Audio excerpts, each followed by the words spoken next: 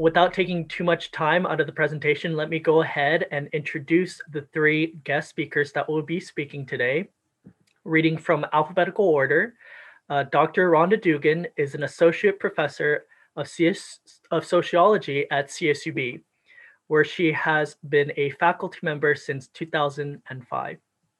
Dr. Dugan graduated with a BA and MA in sociology from Illinois State University and earned her PhD in sociology from the University of Illinois, Chicago. Broadly, her teaching and research interests focus on race and racial dynamics, Black identity, culture, popular culture, and research methodology, with emphasis on qualitative research methods. Dr. Dugan enjoys mentoring students completing their independent research projects and currently serves as advisor for two CSUB student clubs, the Sociology Club and the Campus Gamers. Dr. Dugan was the recipient also of the CSUB Millie Ablin Excellence in Teaching Award for the 2019 and 2020 academic year. Next, we have Dr. Tracy Salisbury. Dr. Salisbury is an assistant professor of interdisciplinary studies at CSUB, where she has been a faculty member since 2017.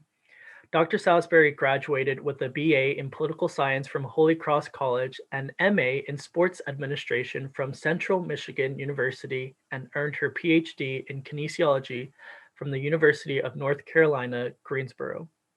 Dr. Salisbury teaches across three different disciplines: Black Studies, Women's Studies, and kinesiology. Her research interests are Black feminism, Black popular culture, sports history, and the American Civil War. She is a hardcore film buff and comic book nerd with a mad love for all things Green Lantern, the Dora Milaje, and the Punisher. Our third speaker is Dr. David Sandals. Dr. Sandals received his EDD in Educational Leadership from Fresno State University in 2013. His research interests include early literacy development among underserved populations, Black male teacher recruitment, retention, and efficacy, and creating equitable structures within classroom contexts.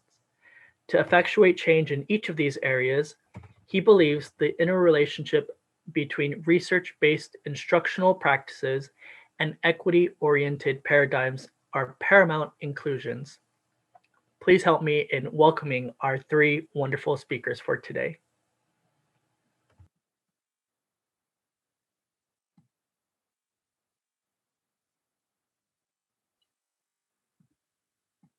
Okay, I think that means I'm up, and so I'm just going to start. Good afternoon, and I want to thank everyone for being here. Happy Black History Month as we celebrate Blackness this month. My name is Dr. David Sandals, as Mike said. Thank you for that great introduction, Mike. I'm going to be offering you what I consider to be an insufficient tribute to the late Chadwick Boseman. Before I get there, could I please have the ability to share my screen?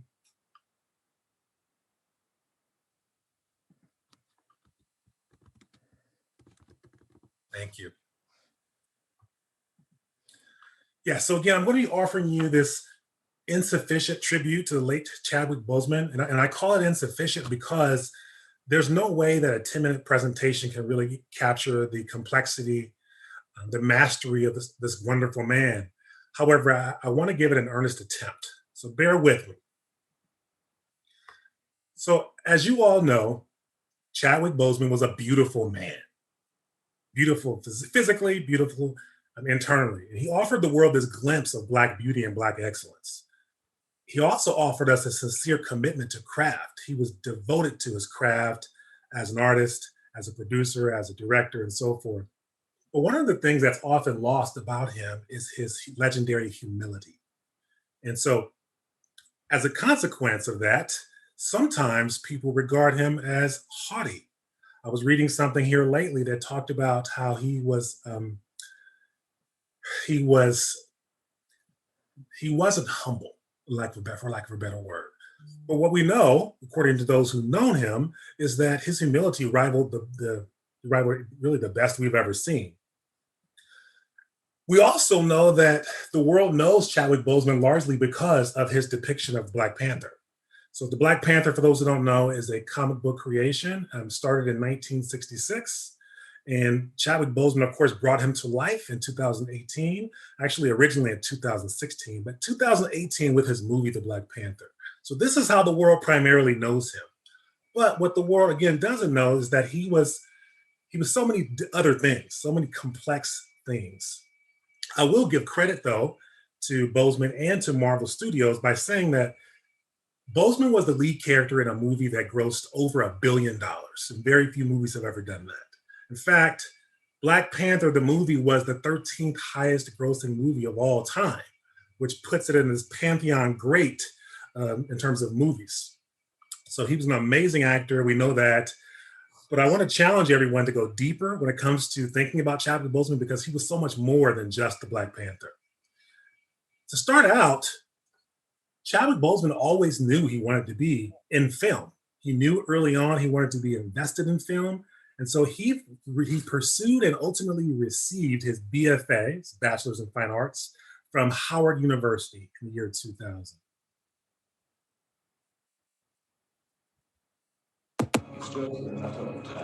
Our satellites are running. It's all good. Boseman was also a director. He was a director and a producer. In fact, he acted in and produced 21 Bridges as a producer rather. He also directed a couple of movies. He directed a movie entitled Blood Over a Broken Pond, and he directed a movie called Heaven. He was also a philanthropist, something that people often don't speak about. Boseman was someone who was committed to the challenge of connecting with people who were afflicted with ailments. He understood intimately, privately, of course, he didn't reveal this to the world, but he understood privately and intimately the challenges that people who were afflicted with cancer and other such ailments endured. Additionally, the man donated millions of dollars of his own money to worthy causes, including cancer research, among others. So he was incredibly philanthropic. We all know him as an actor. We know him as the Black Panther, but he served in many other roles as well. And I only highlighted a few here, but I'll tell you, my favorite role of his outside of Black Panther was something that very few people know about. He was a lesser known character in a series called Lincoln Heights. He was a character named Nate Ray in that series, and that was my all-time favorite. He was a long lost son, long lost brother, and he played it to the hilt. And when he was cast as Black Panther, I said to my wife, there's no way that guy can pull that off. Nate Ray, he can't do that, because I knew him as the Lincoln Heights actor. But of course, we all know what he did, and history's written. The man was an iconic assimilationist in the sense that he could become characters in biopics. He became that character. So we all know, or many of you know, that he played Jackie Robinson in the movie 42. But I submit to you that he became Jackie Robinson. He didn't just play a character. This was who we knew Jackie Robinson to be. This was the modern representation. We would see him in films or videos, rather, Jackie Robinson, that is. At least I would actually see Chadwick Boseman, and I would think that that's the modern day representation. The gesticulations, the way he spoke, he really captured that character. Similarly, he played the Egyptian god Thoth in Gods of War, and he was similarly excellent in that film. Again, absorbing himself in the nuance of the time and immersing himself in that character. Arguably, his greatest feat was that of becoming Thurgood Marshall in the movie Thurgood. Thurgood Marshall, for those who don't know, he's a legendary attorney, famed for advocating for integration in 1954 with the Brown v. Board of Education, among other things. So Chadwick Boseman is all of these things. But one thing I'll bet very few of you knows is that he was a comedian.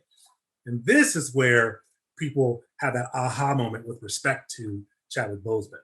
So take a listen as you hear a snippet about some of his comedic chops. All right, T'Challa, the board is yours. I'm ready. Let's go to white people for 400. Okay, let's try it. Your friend Karen brings her potato salad to your cookout. Uh-oh, T'Challa. I think I'm getting... Before I answer a few questions, this woman, Karen, she is Caucasian. And she has her own recipe for potato salad. Yeah. Ah, I understand. It is noble that she would volunteer to cook for everyone. And although I have never had potato salad, Of course. I sense that this white woman does not season her food. That's right. And if she does, it is only with a tiny bit of salt. That's exactly right. Yeah. And no paprika. No paprika, no. And she will probably add something unnecessary like raisins. I know, right? So something tells me that I should say, Say it. oh, hell nah, Karen. Keep your brand-ass potato salad to yourself. So hopefully that gives you some sense as to who he was as a comedian as well. Again, he depicted many different roles, many different characters, and virtually became them. Let me pull this back up. But that was certainly one of his more iconic roles, I would say.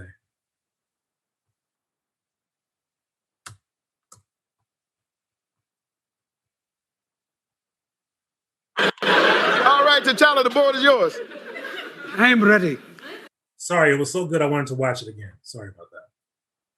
So, moving forward, some people argue that a person's legacy is dependent upon how many people remember them once they've passed. And I would argue that Chadwick Boseman's legacy is firmly entrenched in that he will be remembered in perpetuity, that people will always remember him for the iconic memories he left us. But more specifically, he captured the minds and hearts of people around the world. Children, adults alike now have this conception that they too can be superheroic, just like the Black Panther, and that they can subsume themselves and become almost any other person given the proper amount of diligence and attention. I would also submit that Chadwick Boseman walked among kings and walked among other greats with equal humility. Again, I referenced his humility earlier, and I was aghast when I read that someone had put out the claim that he wasn't humble.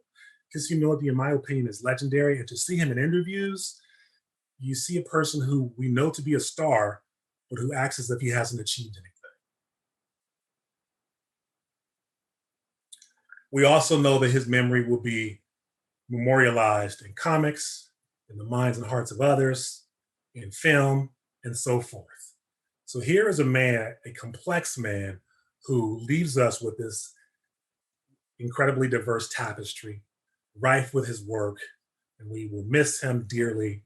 And I leave you with this quote, which comes from Civil Wars. It's by the character T'Challa, whom Chadwick Boseman played, and it reads as follows: in my culture, death is not the end, it's more of a stepping off point. And so my hope is that we continue in his work, we continue to explore his work, we continue to reference his work, and we continue to develop ourselves in our individual industries with his spirit in mind. So with that, I'm going to pause, and I'm going to stop sharing and defer to my next comrade. Thank you, Dr. Sandals. I am going to build off some of the things that Dr. Sandals has shared. And if I had known we were going to put like specific things in bios, my whole bio would have been different. I'm a cultural omnivore. I like DC and Marvel, so I'll take a little bit of both. But what I want to share with you today, let me get my share screen set up, is kind of expanding on the ideas that Dr. Sandals has raised about the Black Panther, its impact, right, on popular culture, but also thinking of Black Panther in another dimension of Black popular culture, right? Something that Dr. Salisbury and Dr. Sandals and I are interested in. And it's funny, we were group texting last night and we geeked out in that 10-minute time period. So we had to scale it back. But I want to give some context and thinking about what is popular culture, right? And so some ways to think about it is this.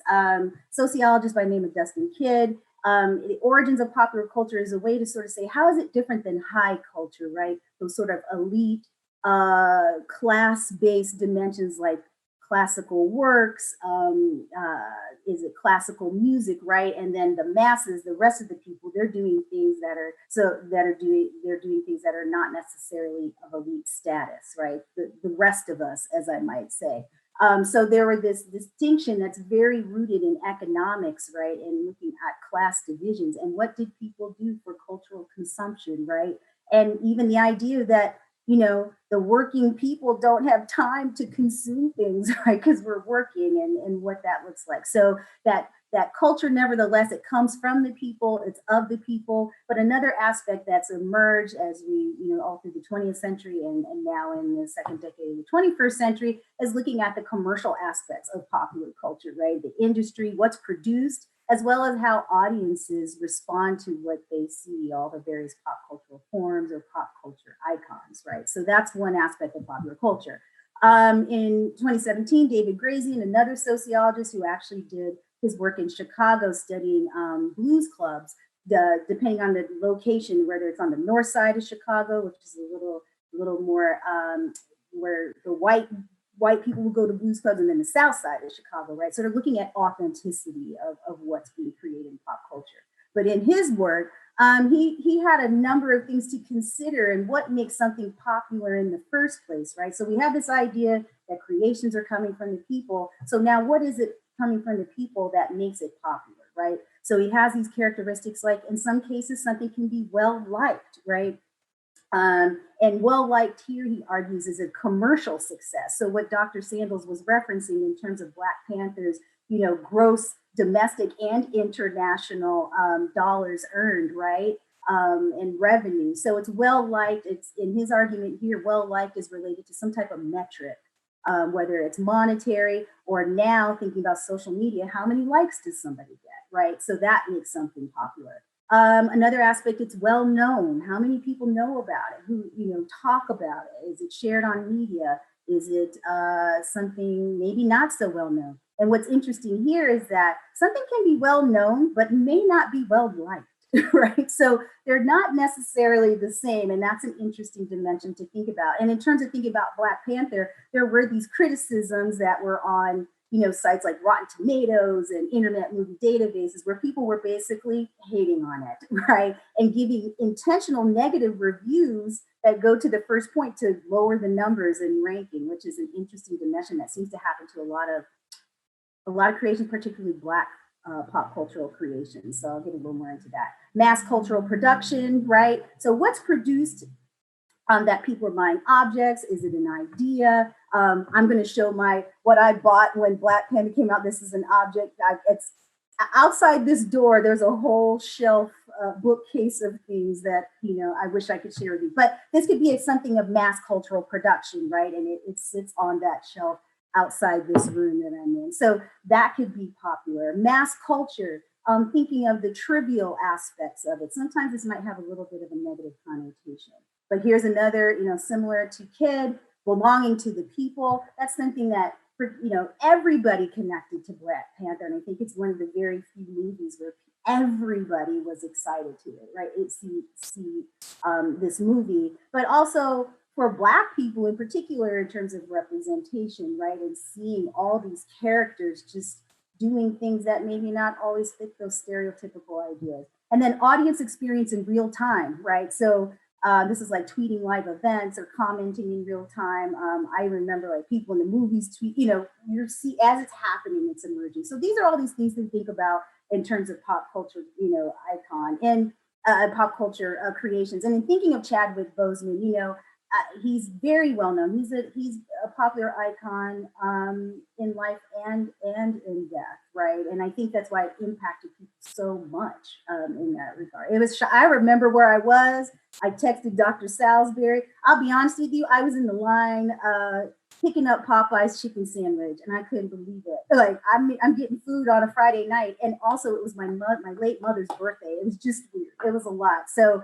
I remember the moment when I heard the news that he had passed, and it's just kind of locked into memory. So very quickly, let's talk about Black popular culture, right? So we can think of Black Panther in this larger, you know, dimension of everybody enjoying it. Well, what are some unique aspects that make popular culture a Black creation, right, in that regard? And so while Marvel may not have intended it to be that way, there are some aspects that you can consider. So Stuart Hall, who was one of the greats in thinking about cultural studies, he was a Jamaican-born British Marxist sociologist, had a really big impact in thinking about culture, and not just in Britain, but in the Black diaspora.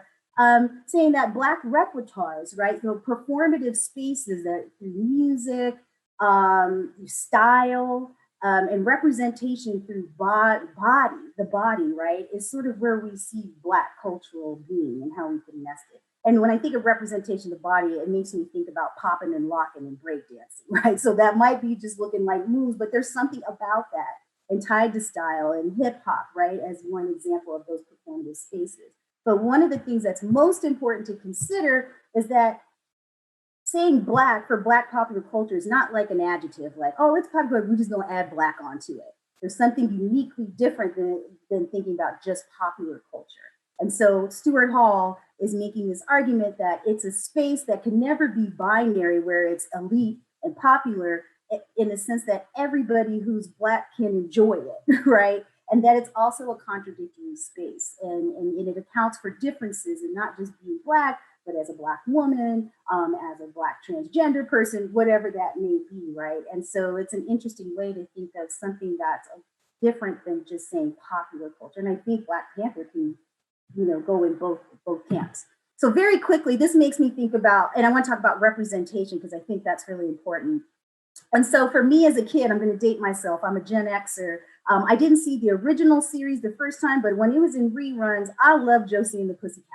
And in particular, I loved Josie and the Pussycats because of Valerie Brown. I just thought she was the most amazing character, not only because she's in this cool outfit and, you know, plays the bass and she's on the tambourine, but also that she was really intelligent.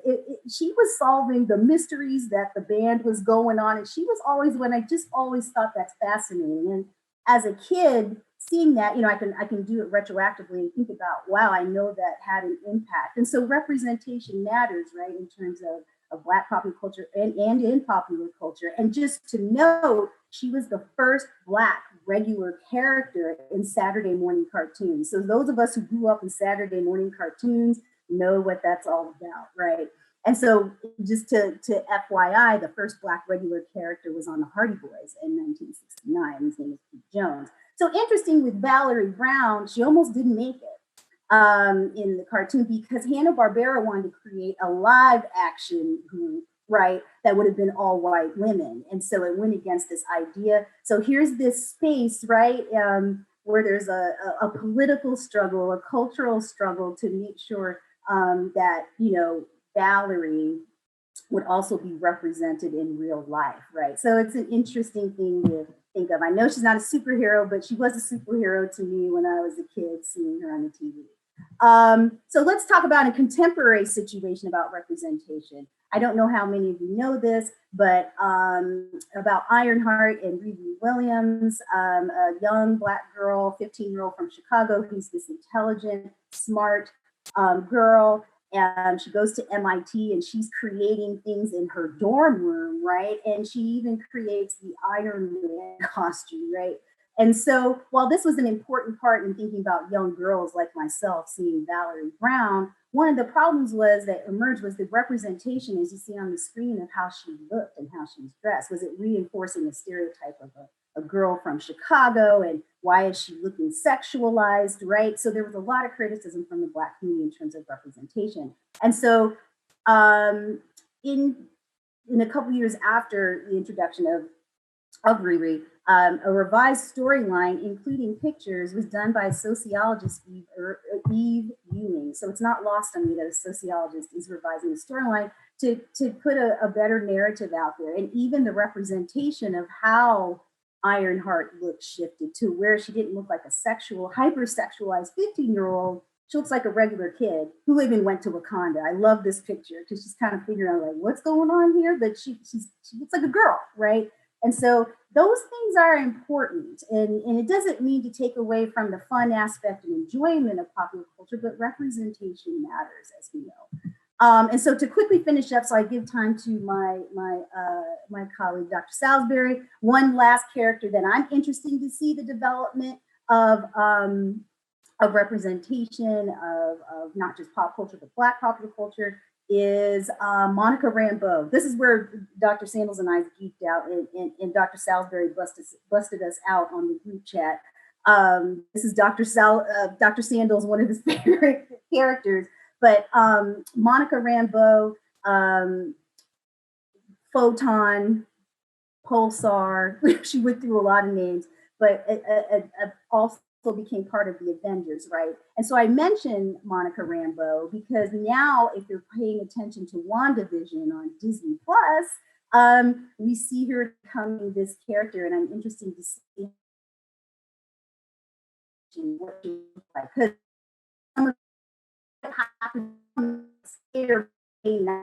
into what we see on, right? There's so many variations, but her first appearance was in Amazing Spider-Man 2. She that line in the comics, she goes to what they call extra dimensional energy, and she's able to change in all these different shapes and forms, right? And so in the MCU right now, she's an agent following in her mother's footsteps. And Rhea Rambeau, if you watch the Captain Marvel movie, is Monica's mom, right? So I'm interested in looking at this legacy as well.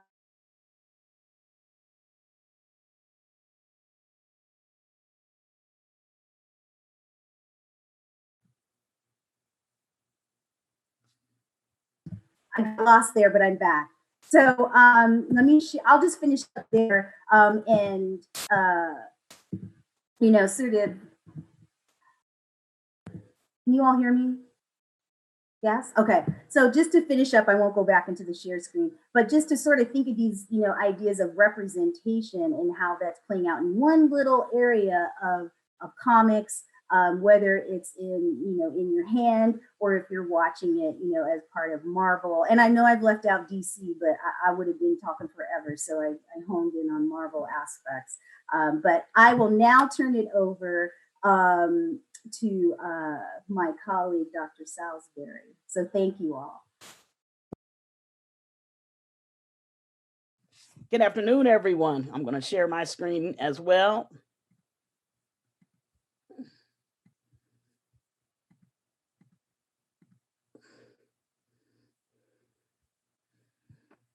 All right, can everyone hear me?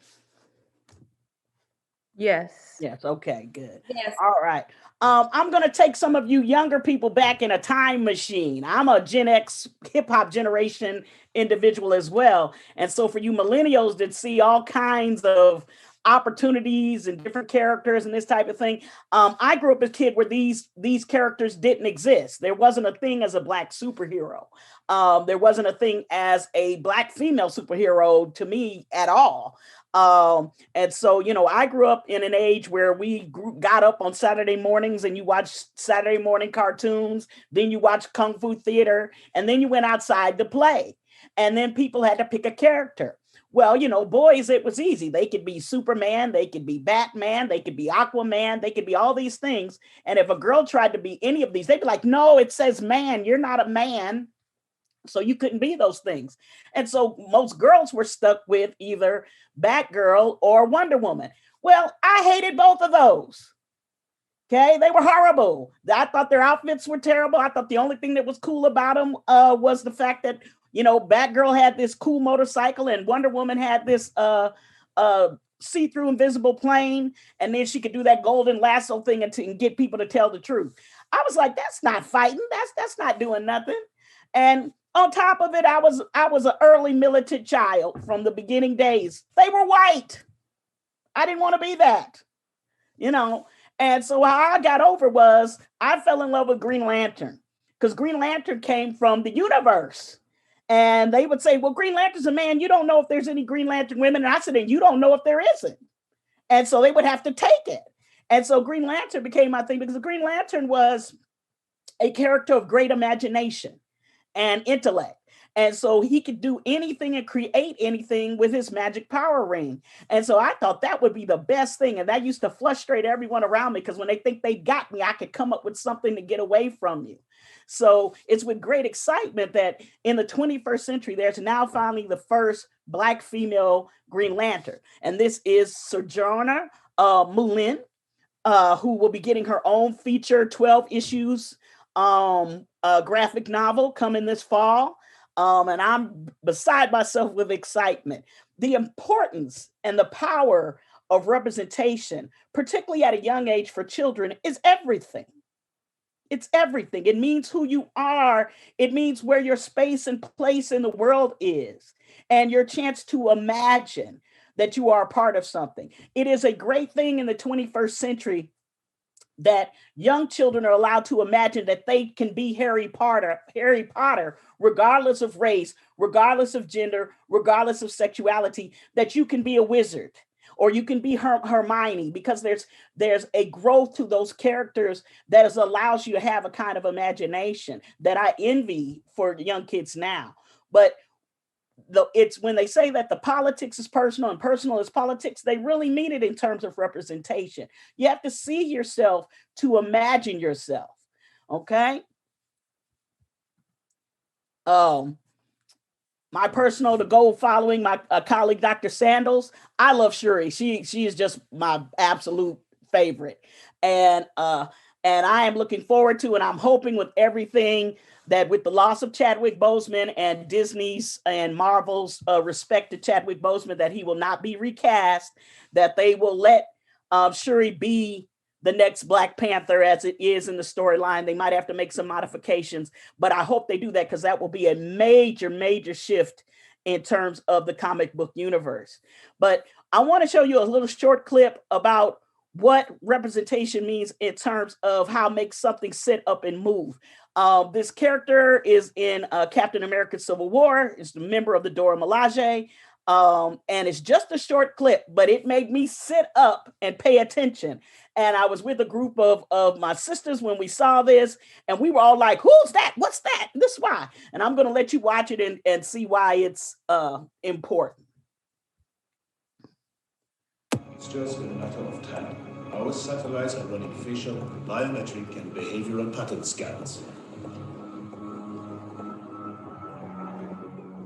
Move, or you will be moved. As entertaining as that would be. You really think you can find him?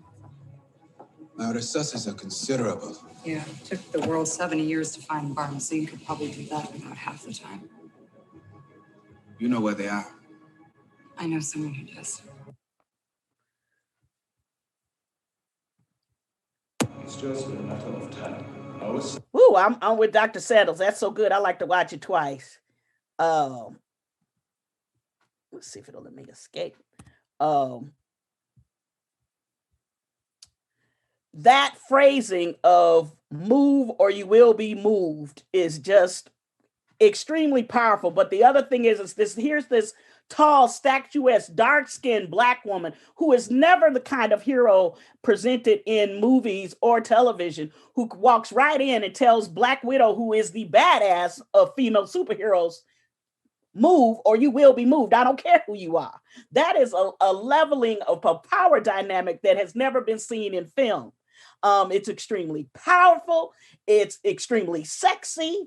It's watching the bemused look on Chadwick Boseman's face of going, as interesting as this would be, You know, we're trying to save the world right now. We don't have time for this. But it's an establishment that Black women too can be dominant, they can be fearless, and they don't have to be scary. She's not angry. She's quite under control and calm. And so it's just such a powerful, just impact situation. So this is a big one for me. Now, moving on. It's just a matter of time. I don't want to keep starting that. All right. When I was a kid growing up, just like Dr. Dugan talks about Josie and the Pussycats, first Black woman I ever remember seeing on television was Eartha Kitt as Catwoman. And I had no idea that this show had been long canceled by the time I was watching it, that we were watching reruns. Not only was Eartha Kitt gorgeous, she had a wonderful sound of voice. She had this purring, husky voice. She was dangerous. She fended for herself. She was a great villain, duplicitous. She had a sexual chemistry with Batman that was clearly obvious. You know, this was something I don't recall seeing on TV at all. And I remember being rather hurt to find out this was the final season of Batman, which was not a hit, actually, when it first came out. It was actually a failure. And she was only on one season, but we watched these over and over and over again. And Eartha Kitt laid the foundation for future presentations of Black women in comic book superhero things. Now, as Dr. Dugan said correctly, there is some stereotypes with sexualizing Black women in the history that goes with sexualizing Black women. But when we do put it into context, it's a lovely thing to see. And she was representative in terms of opening doors for the future. Now, Halle Berry has played Catwoman. There's been a moving on. It's breaking down a racial barrier that there's no argument that Black women can't be sexy. Black women can't do action. Black women can't do both together at the same time. That there is no chemistry if you put them with someone of another race, or if you put them together with two Black people together, two superheroes in one movie. So this is the importance and power of what Eartha Kitt brings to the screen in Catwoman. Now, my personal favorite in terms of the comics is Martha Washington. This is vintage for you young people. It's Give Me Liberty. It's a 16-year-old young Black girl who grows up in the Cabrini Green projects in Chicago, which no longer exist, were torn down, but they were some of the most dangerous projects in the United States in the 1990s. And she becomes the future of the world. And we travel with her from the time she's 16 to when she's well over 100 years old, and how she saves the world. And being uniquely named after Martha Washington, the first lady of America, is a play on what the future could be, who represents the world, and who will fight to keep the world together.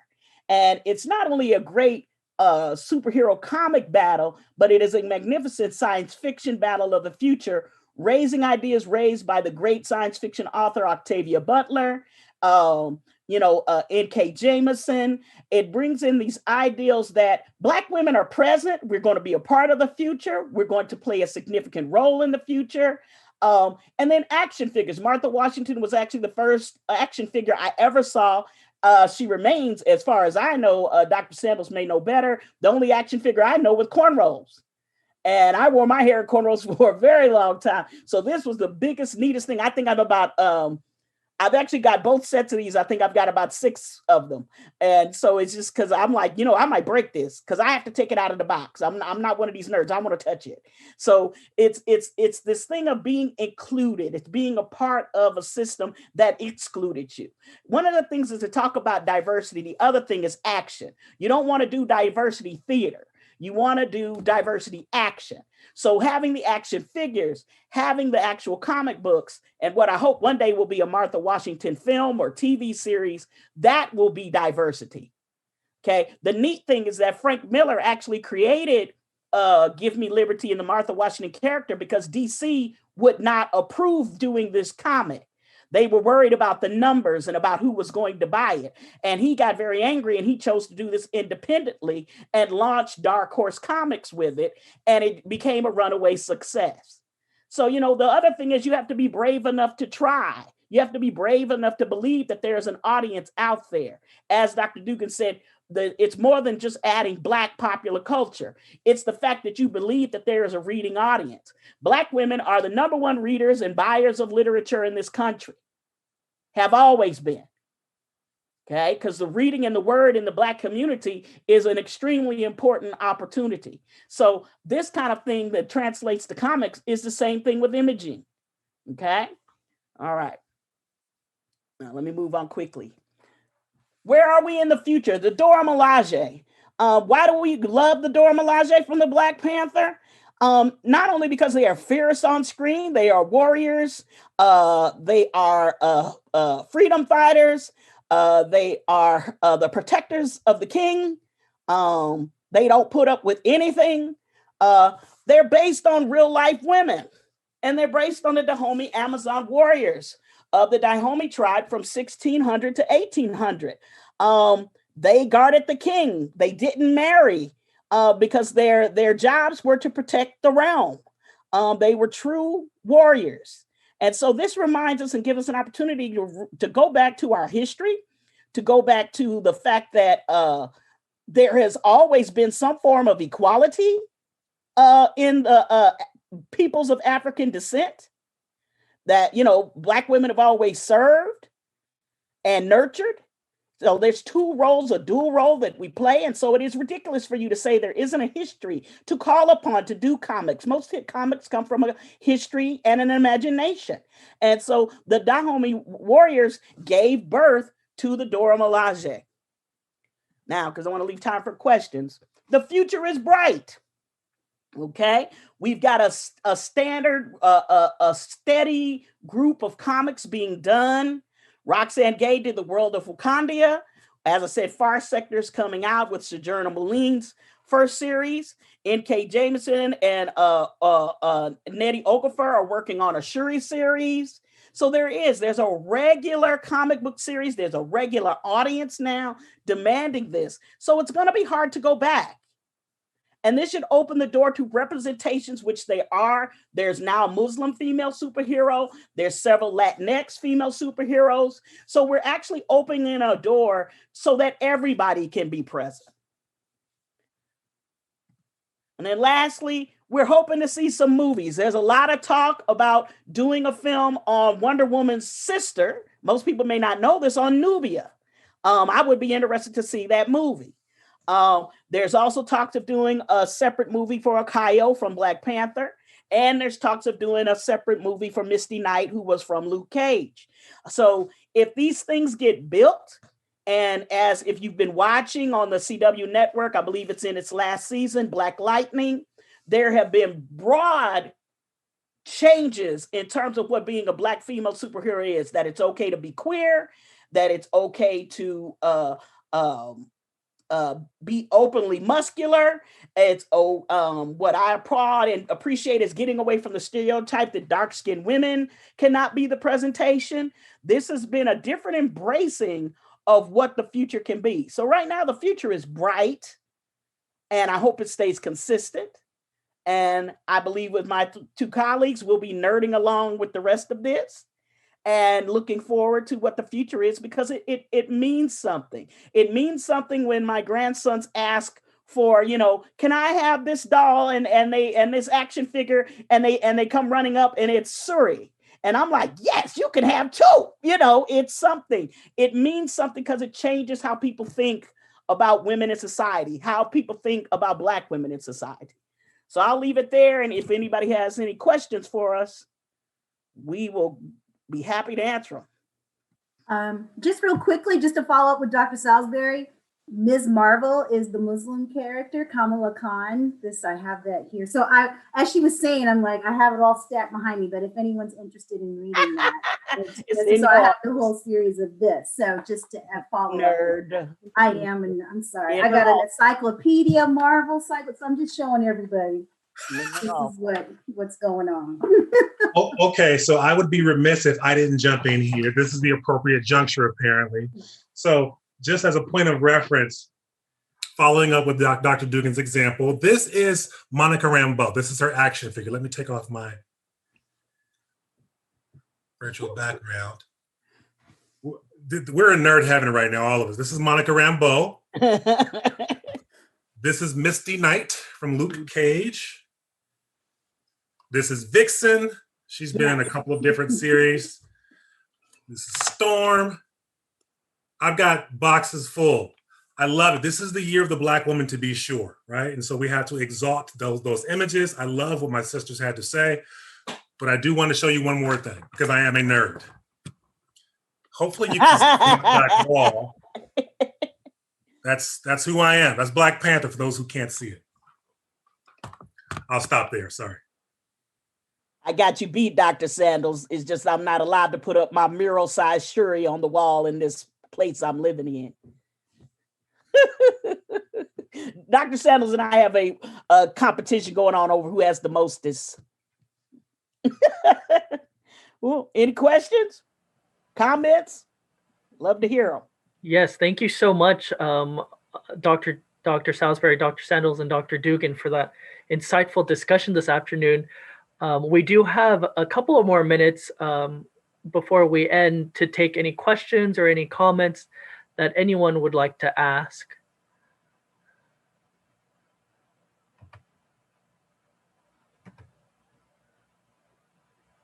No. Okay, so the teacher in me is going to pull information out of you. Right? I was raising your hand. Yeah, I was raising my hand. Go for it. You know what?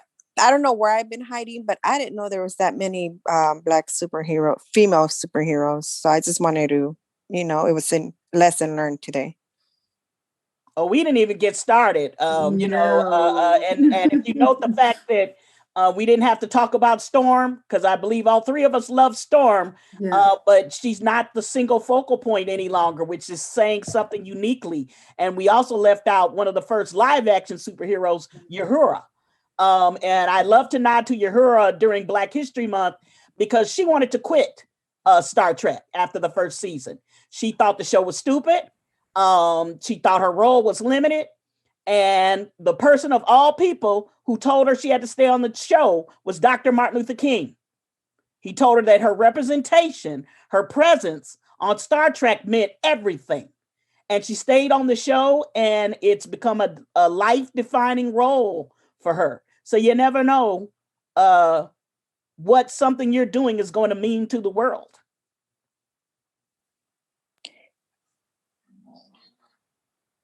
Okay, so I'm just going to task each of you with a really quick responsibility. If you could please just chat your favorite Black female superhero. So if you don't know of any, I've given you just a few references here. Again, we've got Storm, we've got Vixen, Monica Rambeau, among others. Just chat really quickly. I have a question while everybody's chatting that information. Monica Rambeau, I'm new into Marvel. My daughter is all into Marvel, and I'm watching this like with her eyes, and I'm really having a good time with it. So WandaVision is kind of, for me, it started off kind of cuckoo, like what's going on with WandaVision? And she's like, we gotta watch it. So awesome. Watching it faithfully. And Wanda's in WandaVision. So there's a full backstory about Monica. Where do I go to understand that backstory about Monica? Understand her history, her origin. Yeah, and you said her mom was the true superhero? They've taken a little liberty with the television series. The true source material doesn't begin that way. So I think Dr. Dugan, referenced Amazing Spider-Man. It was one of his annuals. I think it was 82. I can't remember. Yeah. But I have it. So if you'd like to borrow it, I'm willing to loan it to you. But that's her origin. It talks about how she gained her powers, where she comes from. She comes from Louisiana, I think it is. Yes. Oh yeah, just a little bit She got her powers because she was a wasn't she an officer like the Harbor Patrol? Harbor Patrol. And she Yes. got exposed, and that's how she got her power. Which I'm wondering what's going to look like in WandaVision, because I think I have a completely different way of how they're going to say she's getting her powers. And Tamar, another cool series that your daughter might like is Raising Dion on Netflix. And it's about a single mother raising her son who she realizes he has superpowers.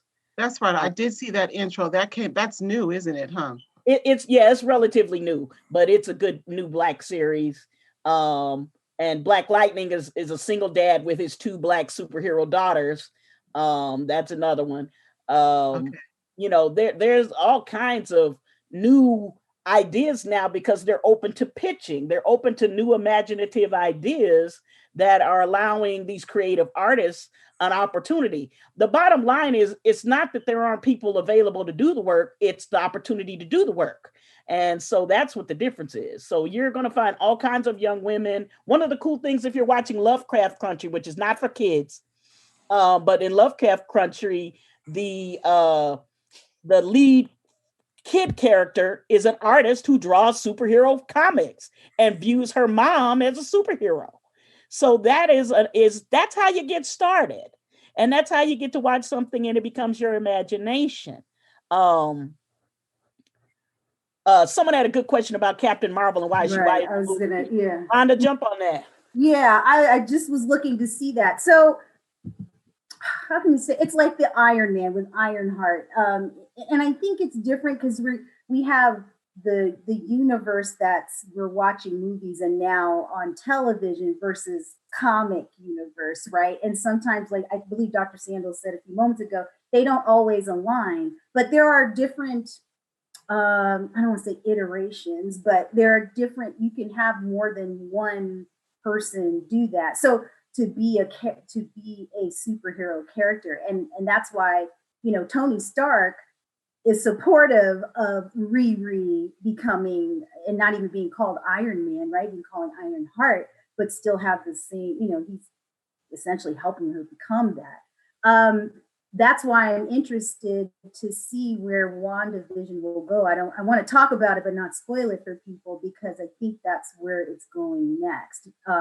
Because here's the other interesting point.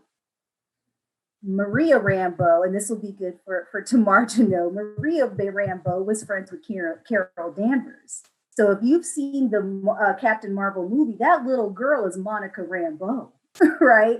And Carol Danvers is her auntie, right? So there's these lineages, whether they're blood or through fictive kin, that these characters become that next generation. I think that's what I also like to see, is that generational aspect that gets passed down. So she's white in the first one because Captain Marvel is, but that lineage, gets passed down. So I don't know if that answers your question. You kind of have to read it as well to see that, but that's why there's different representations. And I think the point that, it seems like this is all new, like, oh, they're just putting Black people in.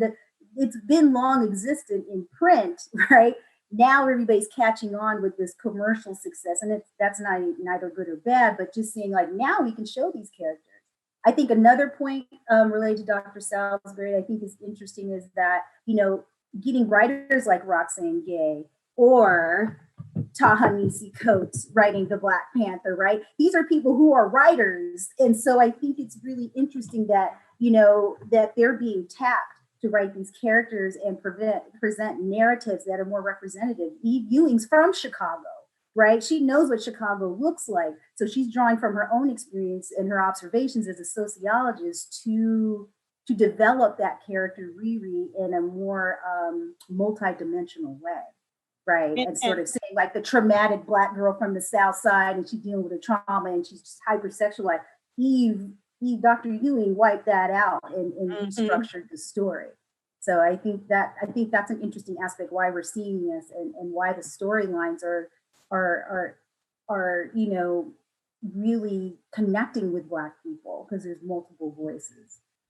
And I want to say this for my students that are here and other folks that are present. If you really want to work to an anti-racist society, comics is one way to do that. because number one, my grandsons who are 6 and 9 years old were shocked to discover Spider-Man was white. Okay, because their exposure to Spider-Man was the Afro-Latinx Miles Morales. And so that's who they thought Spider-Man was. And then when I took them through and started sharing my Spider-Man stuff with them, that's when they learned, like, wow, there's a generational history to this.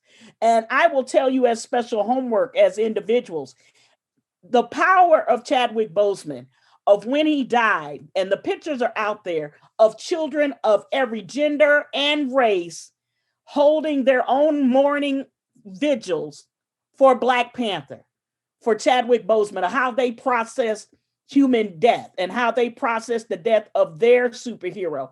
And race was not the issue.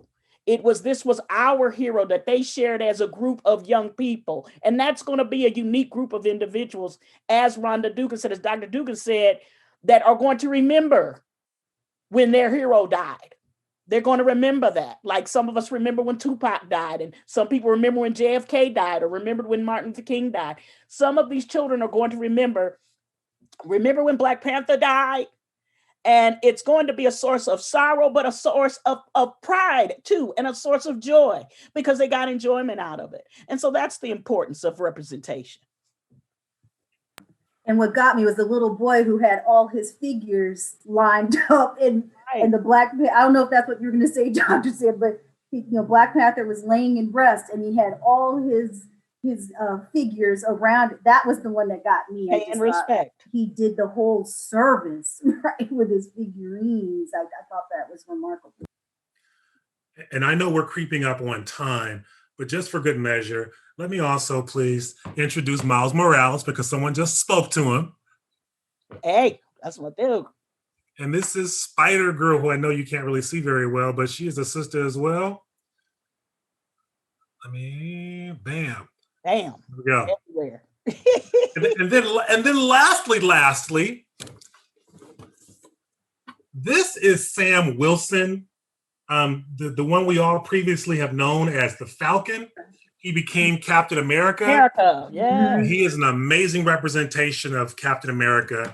You see him struggling with being Black and reconciling that with American values. And to see that come through in comic books is just, it's cathartic. So anyway, another resource for those of you who are looking to get into comic books.